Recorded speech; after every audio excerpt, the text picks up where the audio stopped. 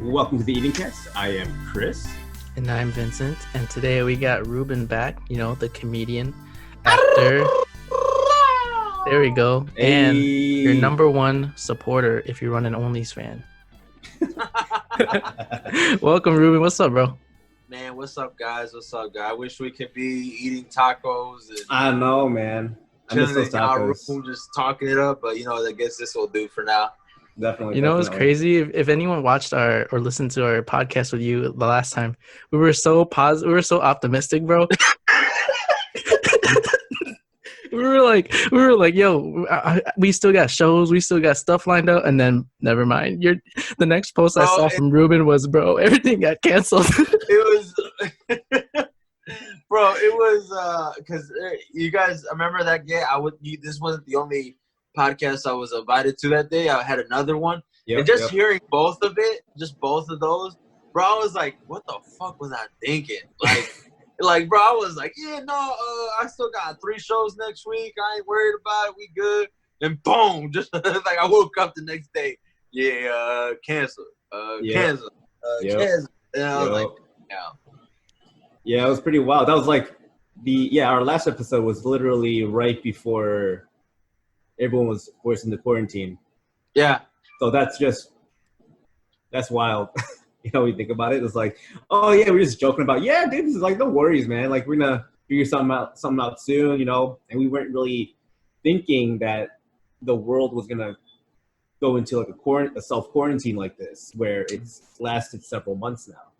It's it's different. Like, like I said, like, we were just so optimistic, and then for it to just slap us in the face, like, I don't know.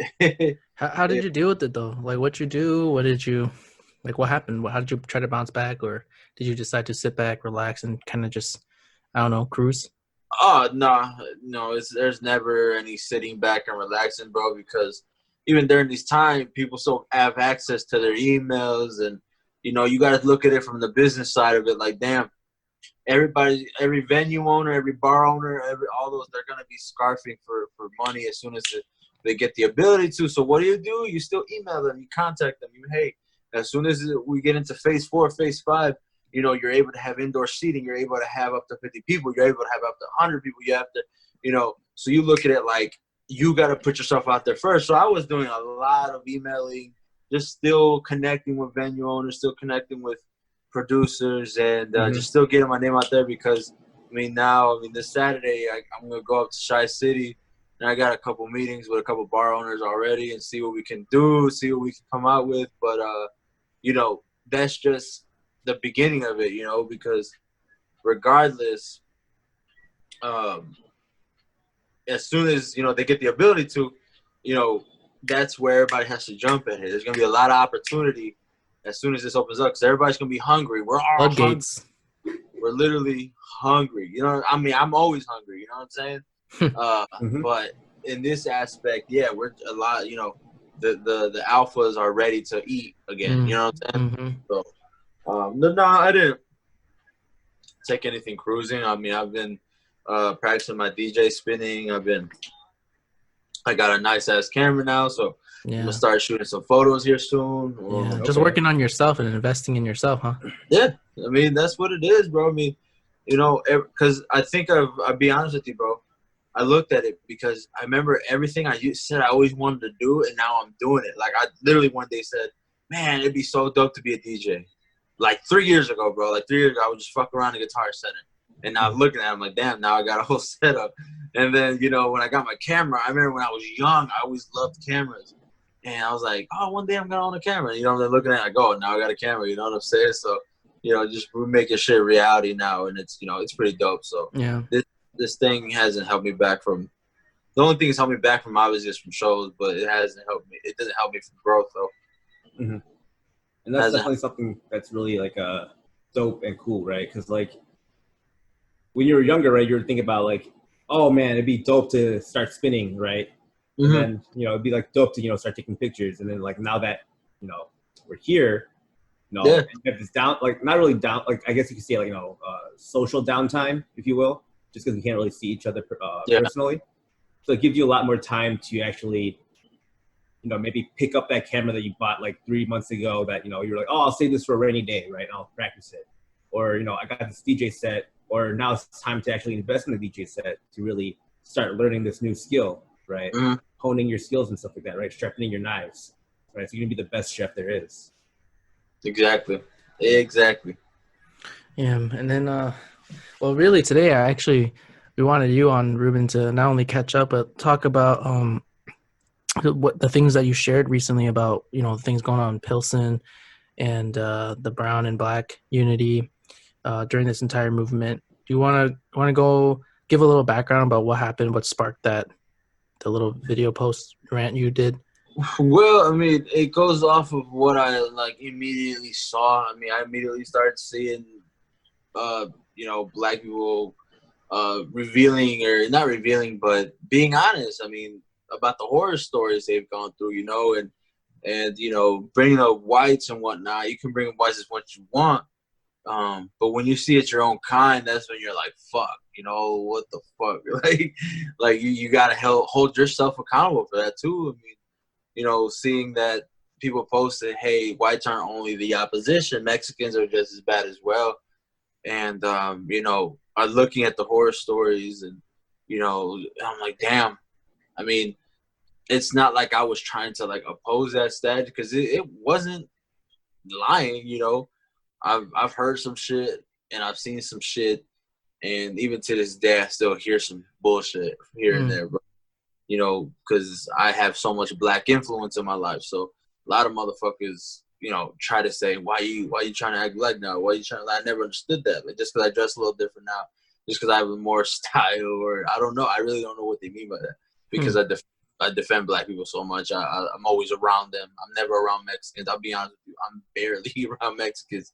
Only time I'm around Mexicans is if I'm working. I'll be honest with you. I'm always, all my mentors, my comedy manager, he's black. Mario Cannon, the dude that gave me the opportunity for his entertainment group, he's black. You know what I'm saying?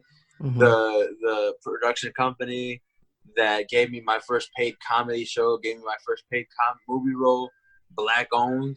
You know what I'm saying? Like the shit that the amount of love that I get from the black community, like it's crazy, because Mexicans wouldn't even give me half or a quarter of that love. And so for me to just sit back and not address it, then it would be totally wrong, because like I said, 80% of my mentors and people that have spoken into my life and have grown to help me from my entertainment career to just being Ruben, it's a tremendous effect on what they do. So I just sitting back and hearing all that shit, I had to address it, because, and I'll be honest with you, I don't think the Mexican community liked it too much.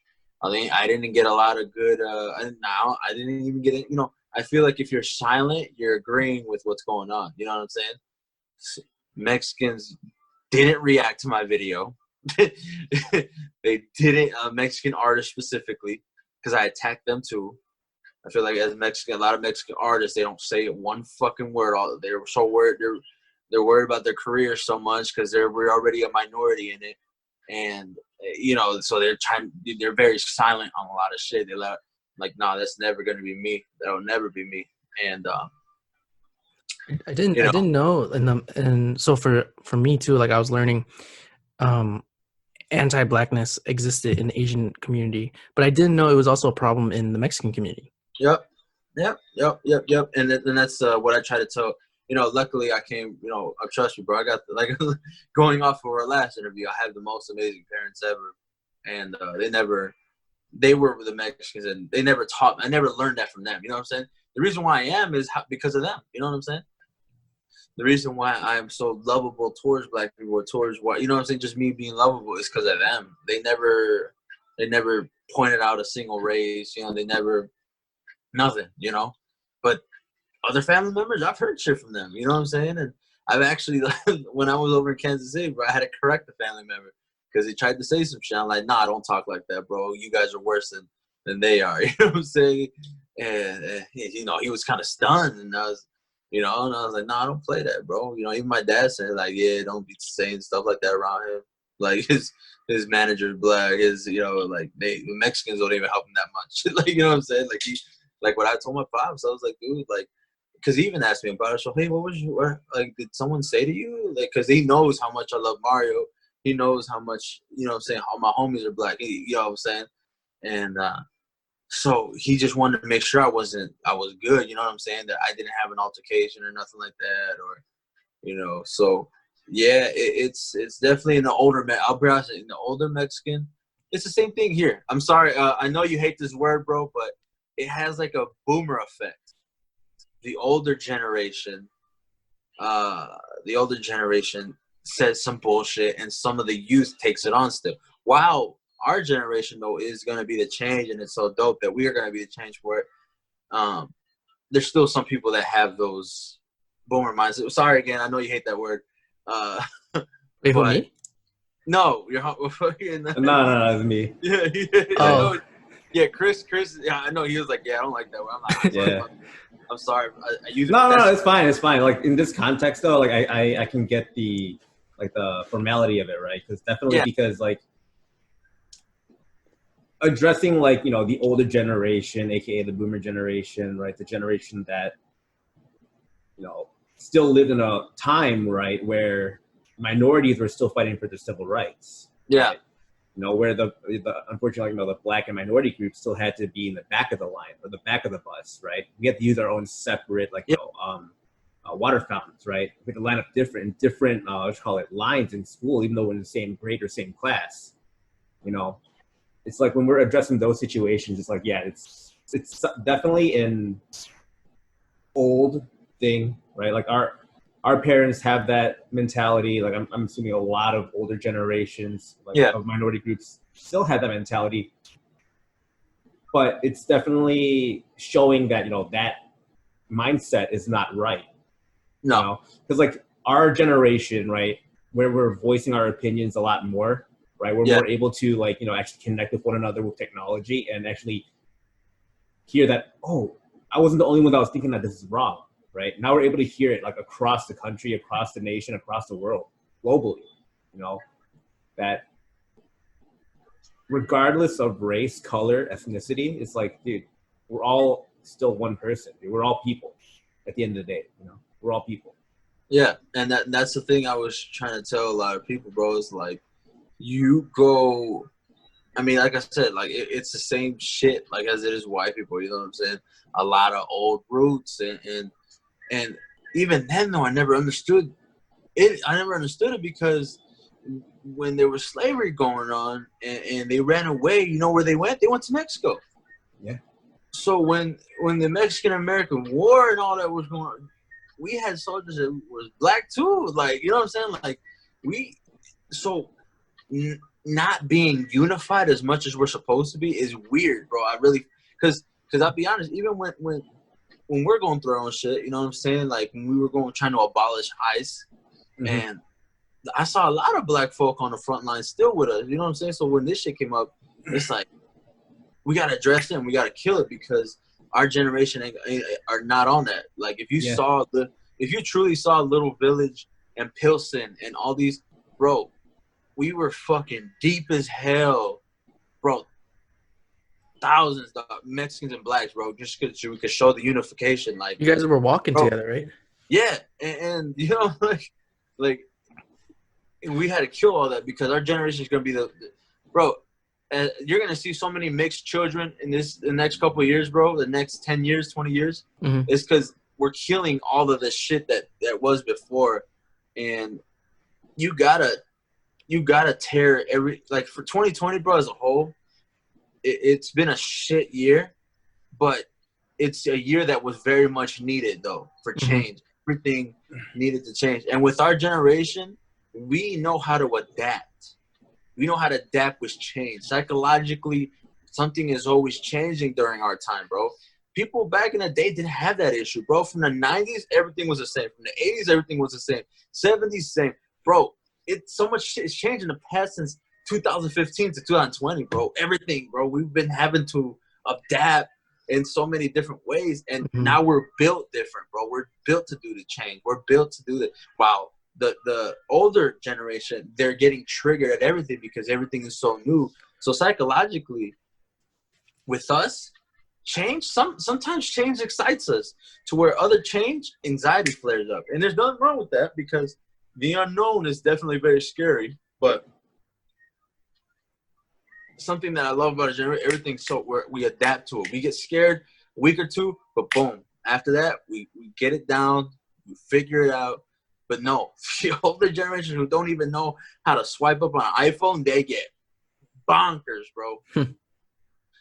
They don't know change. Everything was the same for 50, 60 years. And out of nowhere, past 5 years, boom, Right. boom, boom, boom, and we just built it. Yeah, and I have a couple of friends who asked me too, like, why should we stand up or speak up with the Black Lives Matter movement when no one stood up for us when COVID was happening? And I was like, well, let's try to be a little. This was me being optimistic, right? I was saying, well, okay, so if they didn't, well, now people will know. So if something happens like that to us again or another minority group, people will know that it's their duty and responsibility to stand up for the other minority. And then he was like, they kind of shut up. They're like, oh, I guess. Like, if you're trying to be hopeful and like that, then I guess, right? Yeah. Dude, I'll be honest with you, bro. That can be all that it takes to separate the minority groups, bro. Mm-hmm. That's literally it. You know, I mean, I'm so deep into this Black Lives Matter that sometimes I be forgetting about my own stuff. You know what I mean? Because I'm just making sure our homies are good. You know what I'm saying? Because I know that they're gonna show the love back, and it's just gonna be just a whole circle of love and you know what I mean? I'm just I just get pretty excited at every protest, bro. You see every walk of life together. And it's triggered. Like I said, it goes back to the older folk, bro. It triggers them. They don't want to see that shit. And they always say the media is trying to separate. No, the media is going to separate the racist, and they're going to expose the racist. And we're going to find out who to not fuck with, to where we're going to find out who we should fuck with. Mm-hmm. And that's, I hate when they say, oh, the media's trying. No. These videos are coming up now because people are starting to not be scared to have a voice, bro. Everybody's wanting to be heard now. And now it's time for people to pay for being racist, people to pay. Bro, my new kink is people getting fired from their jobs for saying racist. Right? I love that. I get so horny when I hear that, bro. I'm like, woo, little Tom Jefferson lost his. Yeah. No, it's just really satisfying, though. That's really satisfying, though. It's like when you, like, for instance, like, let's say you had like a gut feeling that this individual is, you know, like a racist, but they don't share it in the public, right? But then like something happens, you know, in their own private life, and then they get exposed for it. It's like, it's just so satisfying, right? Dude, like, you get a gut feeling, right? Whether they're like, you know, they did something shady to you, you know, at work, or if it's just kind of like, you know, something that, you know, in the back of your mind, right? You're like, something's not right, you know? And then like when that happens, it's like, I knew it. Yeah, no, and dude, it's so dope. It's because it's the same generation that told us to watch what we post on the internet are the same people getting caught and fired for what they're saying on the internet. Like, bro, I question, like, a lot of these people were teachers at one point telling us this shit, and they're doing it. Like, bro, like, this is... You know what's mind-boggling? With all the exposing coming up, people are still saying shit too, knowing that they're being recorded. You know what I mean? Because like they don't care, right? It goes in the, you know, I feel like it falls in the same line as, you know, it's like freedom of speech, right? It's like they have the freedom to have their own opinion and their own voice, regardless if they have, you know, ulterior, you know, motives or like opinions on certain things, right? Like, let's say this person is a racist. At the end of the day, they still also have the right to voice their opinions and their beliefs. You know, it sucks. You know, it definitely sucks because it does not work in our time, but that's still their right at the end of the day. You know? Yeah, and you know what? I'll be honest with you though, bro. I'll be honest with you. I dislike when someone says something blatantly racist. Yeah. And they try to cover it up, saying, "Well, we're yeah." And I'm like, bro, being racist isn't an opinion. You just have moral issues at this point. And we're trying to.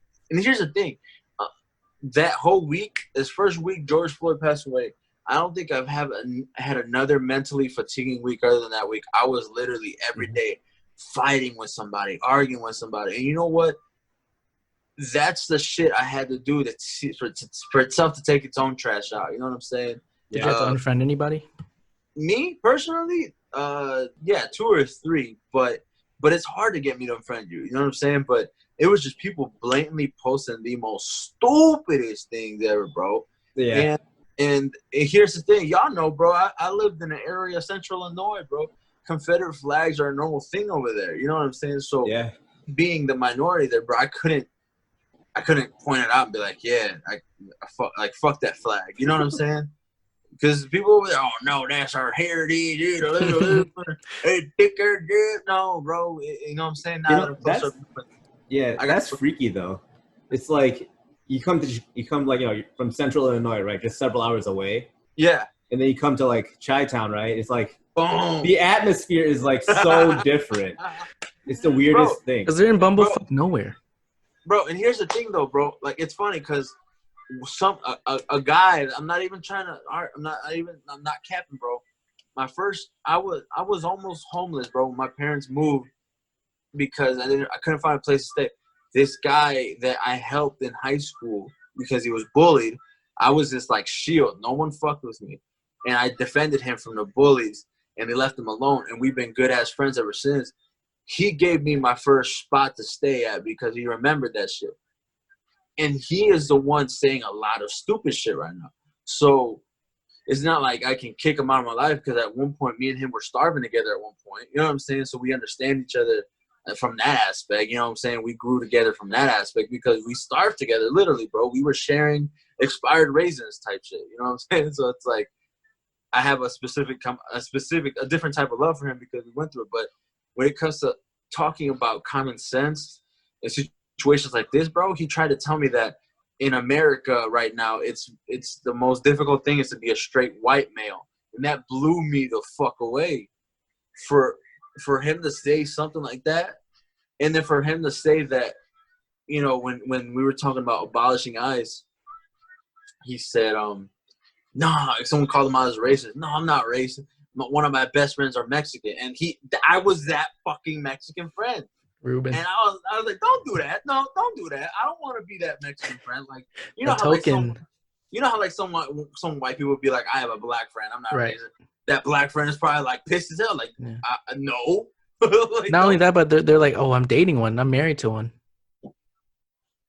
You're like, okay. And you know what? And half the That's time, not an excuse. Bro, and half the time, because he said my 2 closest friends are Mexican. His other Mexican friend, bro, don't even speak Spanish. He celebrated Cinco de Mayo. Like, bro, he don't even have a flag on him. Like, the basics. He ain't a part of the crew. I'm sorry. You know what I'm saying? And I know, and it's just situations like this, bro. It's beautiful, but it's sad to see so many people that you used to talk to. Mm-hmm. They show their true colors, bro. So even when this went down, bro, I went to Buffalo Wild Wings with Cannon, bro. We went to this place called Pekin. Pekin's where I live specifically. Pekin was actually one of the most racist towns ever in the world, bro. That's where the KKK originated. Oh, really? Yeah, and so, bro, you want to know how racist this place was? Their school mascot before being the Pekin Dragons were the Pekin Chinks, bro. Bro. Wow. What school is this? I'm going to go over there and take a shit on them. Pekin Dragons, bro. And this is the high school I graduated from. Peking, like P-E-K-I-N-G? No, just P-E-K-I-N. But that's when they do have shirts saying Peking. Wow. Peking. But no, on everything, bro. It literally, their mascot used to be Chinks, bro. And it's crazy. You know what I'm saying? That's crazy. No, look it up, bro. And it'll blow your fucking mind. Because there was actually people defending it to not change the name. There was actually people saying, no, this is part of history. What the fuck? Yeah, that's fucking insane, bro. And, you know, but someone brought up a good point that when it comes down to issues like this, it's typically rural versus urban areas. If you think about it, it's just rural and urban. Period. And because he even said, bro, my friend even said, He was like, man, you living up in Chicago already got your mind. You're already brainwashed. You used to be a cop lover. You used to be. No, I never said I fucking like cops. I never did that in my life. I just agree that not all of them were bad. But I never said, oh, no. And then me living up here made brainwashing. No, it opened my mind more, if anything. Mm-hmm. The fuck? Like, you small-minded town-ass people. Mm-hmm. Like, it's perfect. That literally, the description is perfect. Yeah. It's rural for. Sorry, what was that? Sorry. No, it's literally what you were gonna say, bro. It's literally rural versus urban. It's really. Yeah. Mm-hmm. I was gonna say, do you think it's also small-minded of those who know that like not all cops are bad, but they say fuck 12? Like they're kind of doing the same thing as the other party, right? They're just like grouping everybody together. Like I don't know. From that aspect, did you hear about the one bad apple? You heard that term? One bad apple. Yeah, the one bad apple from the bunch. No, you can explain it. So when you explain the one bad apple, you have a basket of apples, right? You have one bad apple. If you don't get rid of that one bad apple, the rest of the apples in the basket are bad apples now. Mm-hmm. But if you choose to keep the bad apple in there, what do you think is going to happen? It's going to rot. Rot the whole. So you have to remove that bad apple immediately. Right. And this is what we're talking about. Now we're holding officers accountable for their actions. Now we're holding, because, bro, all of them were cheese, bro. A lot of them probably were mentoring a lot of the rookies that are the reason why they shoot first and ask questions later. Bro, earlier, at work, this dude was so worked up over the mask situation. And he came, I was detailing my position at work is pretty much, I'm a salesman, outside salesman. I go to construction sites and sell them materials. Pretty cool. And I was just detailing my truck because I was about to go out tomorrow. You know what I'm saying? And me with some people, so I'm detailing, killing. This dude comes behind me. Hey, and I'm like, yeah. Hey, do you know what's the name of the GM here? Da, da, da. Again, like, he wouldn't let me buy anything because I didn't have a mask. And I was like, well, that's the rule, sir. He was like, no, fuck that rule. Da, da, da, da. Oh, he's a fucking thing. I'm a cop. I'm like, all right, what does that have to do with what's going on? Like, you just threw that out there. Now I really don't like you. Like, you know what I'm saying? Just because you told me you were a police officer, now I'm not cooperating. Whatever form you're about to say, whatever, anything, I'm just gonna say, yeah. And I told him, like, bro, like, why are you so easily triggered if you're a police officer? And he was like, I just think it's stupid. I'm like, bro, if a mask bothers you, bro, I could tell you're one of the people that shoot first and ask questions later, bro. So I dismissed him. I'm like, no, you have a good day, sir. I don't have anything else to say to you. But it's just situations like that, bro. I see what you're saying. That's the bad apple. Yeah, and it's also just the abuse of power. It's I think just being human, right? I don't know if you're familiar with the Stanford project or Stanford experiment, but like once you give anyone a lot of power to do anything that they want, it kind of gets to their head real quick. So then they abuse it and they become, I guess, not now that we know, but that we see now as the bad apples and that we got to weed out. And now they're getting arrested and held accountable, bro. And that's what's a lot of the point is, man. When we're bringing up the riots, we're bringing up the looting, we're bringing up everything. I don't know if you remember, bro, but the 7 days after the assassination of Martin Luther King, you remember what went down? You're talking about like during the Hellfire. peaceful? Hell on Hellfire. Earth, bro. Hellfire came down, dude. Yep. Over $47 million in damages. But you know what came out of that? We got this far, right? The beautiful Civil Rights Act. Yeah. People don't understand, bro, that if you poke at somebody for that long and you don't expect ruckus like that, what? Yeah, because when I was still new to this too, I was talking to my friend who was black, and I was just asking her questions. I was like, so, just like yada yada, what do you think about all this? And she basically said what you said. She's like, you poke a dog for a long enough time, it's gonna bite back. Yeah, and here's the thing, bro. Like, I feel for the mom and pop shops, I really do. But a lot of mom and pop shops, they're okay right now. They're straight. You know what I'm saying? They got GoFundMe's going. They got insurance money. I feel for them. But the thing is, bro, they try to aim it at them. What about them? What about them? What about them? You know, okay, I understand that, bro, but there's a price to pay as a society when shit's been going down so long, and you can't tell me how to handle it, because I've tried. A lot of people were trying to tell me how to handle the situation, but I asked them, okay, so if looting and putting buildings on fire was not the answer, what is? And they couldn't tell me. Okay, then shut the fuck up, you know. And that's just plain to the point, bro. Because what I'm trying to tell everybody is, if someone murdered my son out of what happened, you know, if George Floyd was my son, mm-hmm. If that was my brother, if that was my father, I don't give a fuck, bro.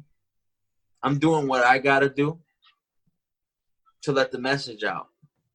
And when millions of Americans want to let a message out, you can't tell them what's right and wrong at that point, because it's working, and people can't tell me it's not working. I'll send you a link later, but there has been so many bills processed just because of this altercation, bro. Sorry that it had to be George that had to go through it. That he was the one. He was that last. But yeah, bro, I'll send you a link later. But dude, the amount of action that has been going on, and this is the same article that I pull up every time someone, what does looting prove? Oh, well, this. Mm-hmm. And also, you know, just not aside from racial injustice, you know, Chris, remember we spoke to Dave O'Donnell about Extinction Rebellion? Yeah, yes. So Extinction Rebellion is an organization to fight climate change, right? To fight the environment. And he like personally asked me, he was like, hey, can you send me that podcast you did with that Hong Kong protester? Because I think it's time to send a message out. I think we need to get a little violent. So even shit like that, it doesn't have to be about race, right? When it comes to the environment, and the longer that people push, you know, whatever, someone's got to send a message out. Yeah. It's when the majority partakes in civil disobedience, that's really when something's going to start happening. Because when society is, like, in a sense, not moving, right, because of certain things that they view as wrong, then that's when the people start to question, what are we doing? You know? Because, like, in reality, right, like, right now, it's unfortunate to say, right, like, but a lot of times I would actually say, like, a lot of people, right, in the States actually feel like it's more or less like we're more fearful of the government, right? And that shouldn't be the case, right? The government should be fearful of us because we are the ones that elect these officials that takes the power to then better regulate our economy, our government, and everything like that, you know? And I think right now is really the time where they're really seeing that, oh shit, you know, this is a serious thing, it's a serious problem. We got to address it. Exactly. And look, and here, I hope this is the part that you guys edit and put on your pages to talk about what's going on. So if you guys can use this segment right now, what I'm about to say is that I appreciate it. But look, point blank period. I mean, I'm rocking my flag right now, and I got a Tupac shirt on right now. You know what I'm saying? This just shows how much. If you have a mentor or somebody that you look up to, or a brother or a sister, and they're black and you're not saying anything, you're part of the problem. That's just point blank period. For so much going on, and for you to be silent, that shows an acceptance, and it shows that something's not getting triggered here or the heart. Because the amount of people that I've had to argue with, they've showed so much energy towards the looting, but they never had any energy towards the death of George Floyd. And frankly, that's fucked up. It is. A piece of property triggered you more than a life. There's no way going around it. You were more offended over a piece of property than someone laying on their back with a knee on their neck, shouting for his dead mother. That's fucked. You no longer have any right to speak on anything BLM, brown pride, Asian pride. They have no, anything they say is no longer valid. A life is everything, man. And if you did not speak out during these times, and the only time you spoke out is to try to pinpoint that George had a past, like all of us, you're a part of the problem, you're a part of the issue, and I hope that you change your ways. And if you don't choose to change your ways, may God bless you, because he's going to come to you one day for Judgment Day, and you're going to have to speak to him. You're going to have to talk to him on why you didn't say anything. Point blank, period. But anyways, I appreciate any African American that anything has ever done for me, which is a lot. I have a whole list. I mean, I named a couple earlier, and I could keep going, but that's just the point. I mean, I think I have, obviously other than my pops and my mom, I mean, other Mexican I look up to is George Lopez and Gabriel Iglesias. Like, other than that, I mean, everything else influences from African Americans. Tupac, Nelson Mandela, Malcolm X, Martin Luther King, Kevin Hart, Michael Blackson, like everybody is African American that's ever had an influence on my career and me as a person, or how I move and everything. So, look, man, you got a brother who's black, you got somebody, you have to say something. You can't keep silent. And I've said my thing, and I know a lot of the Latino artists out there didn't like it, and I don't care. I really don't. They never give me any. There's no love there, when it comes to that. And then I think we talked about that before. That I feel like, did we speak on that? Did you say that the Asian community tends to not show love to the other Asian community, or? Yeah, you mean Asians? We've spoken of that. Yeah, Yeah. And people find it weird. They're like, "Oh, we thought Mexicans would be the ones to." And it's not like that, and that's when you guys said, well, yeah, it's pretty similar in art, and I speak with Maurice Prophet, the CEO of B-Side Studios, who gave me my first paid comedy gig. He says the same thing. He was like, yeah, black people don't help each other out. I'm like, that's crazy, because, and I feel like you're always in your own people. Mm-hmm. And which it should be more like that, picking each other up instead of pulling them down.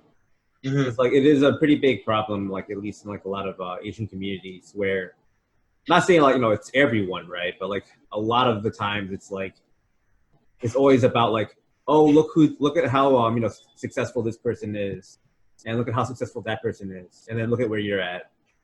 It's always a lot of comparison, he said, she said, and kind of like a lot of BS like that, and it's not right, because like instead of giving the individual more motivation to achieve more, right, or to do better, you're just putting them down into a deeper hole, right, that they're already kind of like suffocated in, and that's just really unfortunate.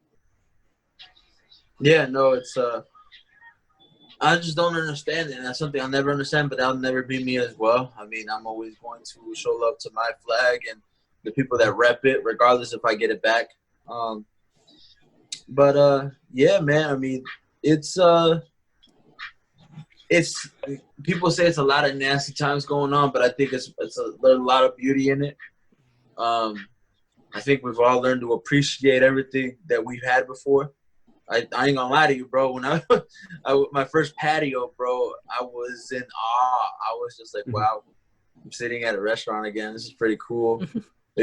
Like, like I ordered a little bit of everything. I had an appetizer, I had a beer, I had a soda, I had a burger, I had, treat yourself. Oh man, I had dessert, I had, bro, and stop! You're making me hungry now, man.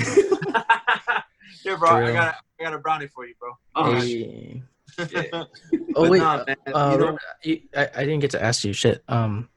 What sparked the march in Pilsen Little Village? Oh, okay. So what really got it going was, so obviously, if you guys didn't hear about it, the Land Kings of Little Village and Pilsen did their own security through through the neighborhoods. They were making sure nobody was gonna loot the small Mexican shops. And I feel bad, but there's a lot of black folk that drive through Pilsen or Little Village, and so Mexicans just start shooting on point blank sight. Oh wow! Now that triggered the statements of, you know, Mexicans have always hated blacks more than whites hated blacks. So that's what triggered it a lot. But that's what triggered our march too, to show that that's not the point. That what was going on was just to make sure our businesses were okay. But I mean, even in the gang sense, I'll be honest with you, bro. Even when I was young and stupid, I just thought every black person was affiliated with the Gangster Disciples, which is an arch enemy. Mm-hmm. But here it comes to find out there's black people that were under the same sign as us. You know what I'm saying? So it's that weird, bro. Because even I had another homie, Big Gang Damo. He's a big rapper in Chicago, and he was trying to state that too. Like, bro, Mexicans need to quit trying to shoot at me. I'm under the 5 like them, and they're trying to, you know, they don't even know. They think I'm GD. I'm not GD. I'm with, you know. And so that's a situation too. Just, you know, claiming that every black person is in opposition on that side, on the gang side. But, you know, if you didn't see though, there was a video too that the leader of the Black Disciples were in Pilsen with one of the leaders of the Latin Kings, and, you know, they were chopping it up together, and, you know, they pretty much had a truce, and they were shooting guns up in the air, and, you know, it's all good now, you know, but that's what really triggered the march, is just so we could prove the unification between brown and black. For sure. Yeah. You see, that's kind of like where a misunderstanding kind of like, you know, that happens, right? Yeah. Because like, it's like, at first it's like, oh, you know, we're just here to protect these storefronts, right? And then it's just like, you know, they're little kids, right? You know, they learn from, you know, their parents and their grandparents and everything like that, right? If they have like this fear for, you know, the black community, it's like, it's just going to rub off on them, and then they're going to have the same mentality going in, even if they meant to do good, right? You're just, now you're profiling in a sense, right? And you're thinking, assuming that, you know, oh, they're gonna do something bad. Yep. Right. When in reality, they're just passing through. You know, whether they're going home, going to work, you know, going to the protest, right? It's just, you know. Yeah, no, and that's why I was like, I didn't want any of my friends to be caught on that, just because people were being stupid, you know. Yeah. And you know, something that was beautiful turned out so ugly in that essence, but it sparked up to show what kind of unification we truly had. Because I mean, yeah, it was a dope idea. Yeah, that's so dope that these gangs said, you know, fuck it, we're gonna be our own security for the night. We're gonna make sure nothing happens. Like, that was cool. Like, that was dope. But for it to turn what it did, that was kind of trash. But like I said, there's always beauty in the ugly, and that was, you know, it was a little ugly couple days because I had a couple homies that lived by there, and you know, but as soon as that sparked the black and brown unity marches, that you know, because I mean, that was important.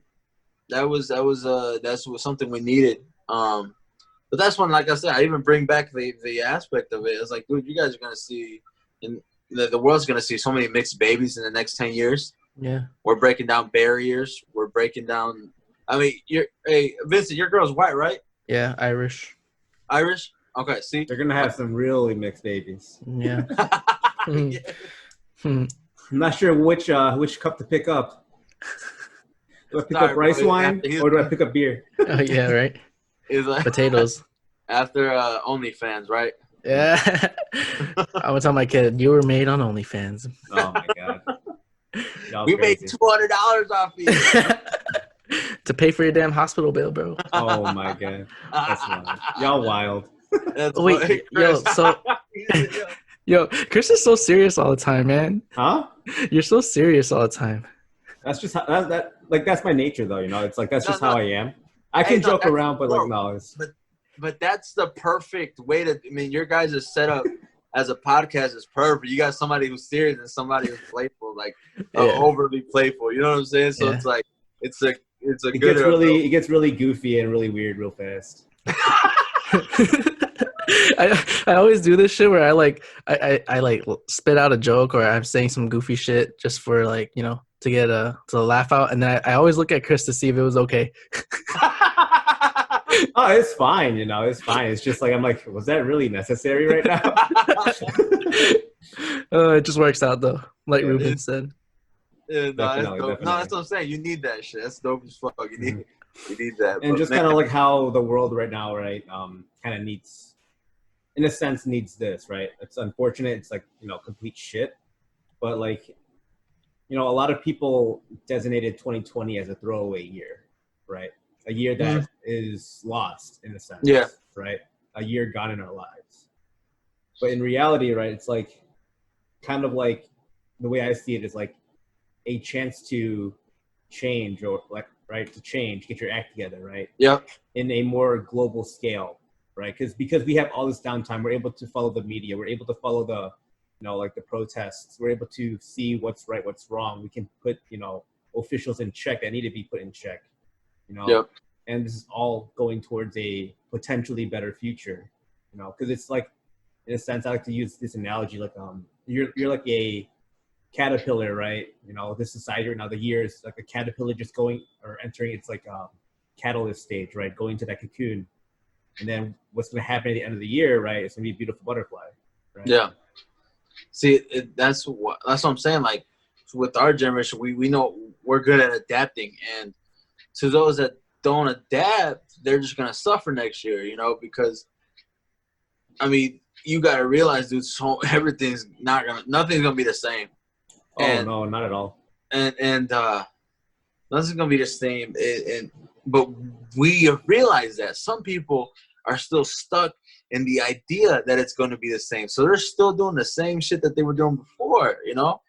And it's just they need to realize that.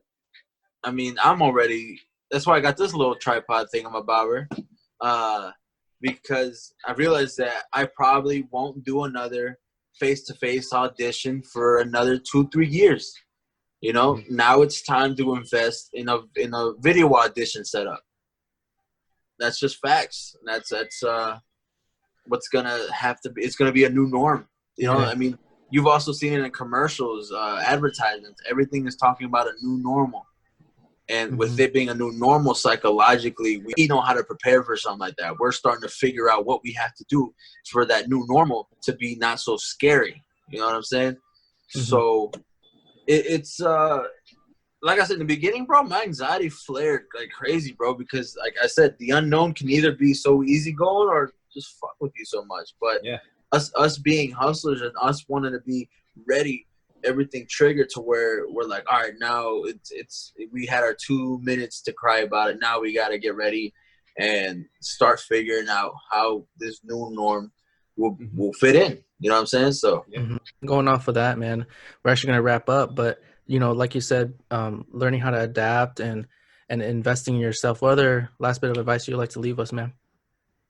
So, and back to investing in yourself, bro. I didn't really speak on that too much, but right back to investing in yourself. So, for example, man, when I was doing all my comedy shows, man, I was always looking for somebody to film it. You know, there's a lot of shows that I didn't get to because I just simply couldn't afford somebody filming it for $200, a 15, 20-minute set, and then just giving it to me not edited. You know what I'm saying? So I was like, dude, I'm going to come out of this with a W and figure it out. So, you know what I'm saying? So I've saved enough money to buy my own setup to where I don't have to be like, hey, please, can you film me? Please, please.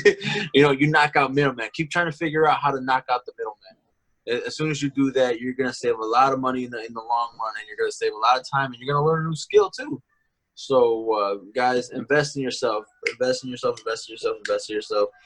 Be willing to learn new things. A lot of new things are coming out. Be ready to be a student. Don't be ready to be a master. Be a student. Student is not a bad thing, because once you become a good student, then you learn to become the master. So be excited for learning as well. Because if you try to become the master right off the bat, you ain't gonna be the master. You're gonna be in the background still trying to figure out how to do everything because you didn't want to be a student. So, anyways, guys, I appreciate you guys always showing love, man. I love your guys' podcast. Everything you guys do. Thank you for getting Mario on. Like, that was a dope interview. Just saying my big brother. Just, you know what I'm saying, chop it up with you guys. Shout out to No Gravity Records as well. What else? That's it, guys. Much love, man. And I hope to hit a patio with you guys if you guys are down. I don't know if you guys are like in total isolation, which I understand, if you are, but if you guys want to hit a patio up soon, please let me know. I'd love to hang out with you guys. Definitely. While social distancing and with a mask on. But yeah, the parks are open, guys. So if y'all even trying to go to a park or whatever, but for sure. Anyways, Definitely. Appreciate y'all, man. Appreciate you as well. That's very beautiful. So yeah, and with that said, Vince, would you like to go ahead and close us out? Yeah. And actually, Ruben, do you have any Instagram handles? Where can people find you? Baby Horchata 23 on the gram. And you might see something on SoundCloud soon, so stay tuned. For sure. Your boy might just keep going with some comedy rap, but we'll see how it goes. Fire mixtape incoming. Fire mixtapes, bro. Hey, I put a snippet of Rudy Gobert. Now, a lot of people loved it, so I haven't released it yet because I just didn't think it was right to release something during these times. So but I might have another banger here soon. But anyways. That as well. Baby Horchata across everything. Honestly, 23. Snapchat, Mayama Ruben 23. My OnlyFans, Baby Horchata. So, anyways, guys. Love y'all, man. Be safe. Thank you. And then thank you, Ruben. So, and for all our viewers and listeners, you can find us at The Eating Cast. That's everything. The Eating Cast, Spotify, YouTube, Apple Podcasts, Instagram, Facebook, all that good stuff. So if you guys really enjoy our show, leave a like, comment, subscribe, hit that follow button. Let us know. We appreciate all the feedback. And with that said, again, Ruben, I see you eating right there. Thank you again for coming on. And for our viewers and our listeners, we just want to thank you for tuning in to the EatingCast. And with that said, we'll see you on the next one. Take care and bye-bye. Bye.